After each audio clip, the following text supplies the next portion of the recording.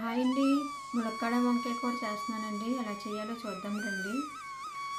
నేను 5 ఉల్లిపాయలు, 3 వంకాయలు, 2 పచ్చిమిరపకాయలు, ఒక ములక్కాడ తీసుకున్నానండి. ఇవి కట్ చేసుకుందాము.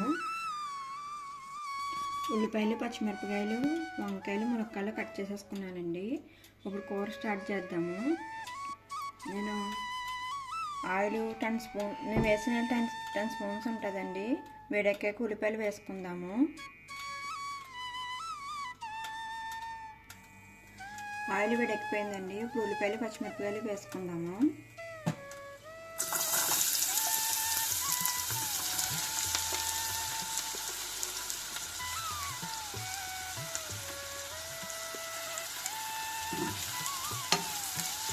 ఇందులోనే కొద్దిగా పసుపు, ఉప్పు వేసుకుందామండి.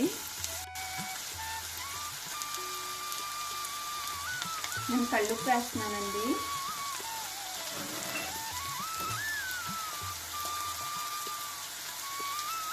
కొద్దిగా పసుపు అండి.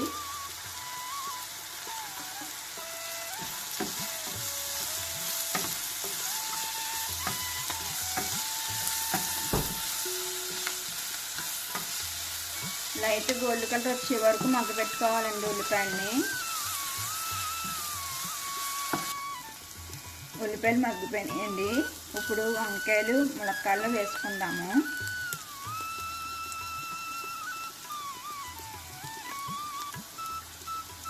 నేను వంకాయ ముక్కలు ఈ సైజులో కట్ చేసుకున్నానండి.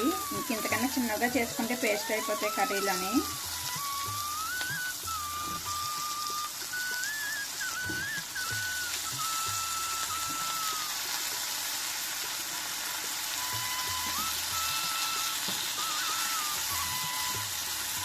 ఈ టైంలోనే కారం కూడా వేసేసుకుని ఒక 2 నిమిషాలు మగ్గ పెట్టుకోవాలండి. మూత పెట్టుకుని కారం కూడా వేసుకున్నాము. నేను పచ్చిమిరపకాయలు వేసాను కాబట్టి కారం తక్కువ వేసుకుంటున్నానండి.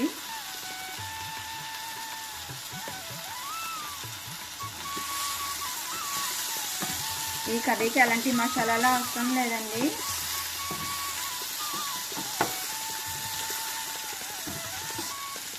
ఇప్పుడు మూత పెట్టుకున్నామండి 2 నిమిషాలు.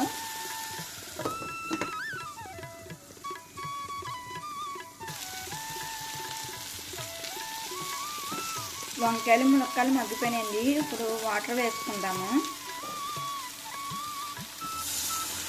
ఈ గ్లాస్తో 1 గ్లాస్ వాటర్ వేసానండి.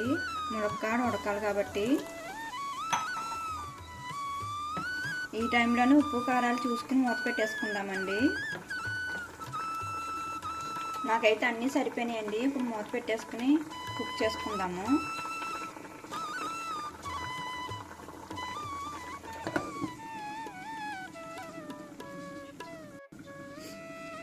ఒక 10 నిమిషాలు పడుతుందండి ములక్కాడ అది ఉడకడానికి.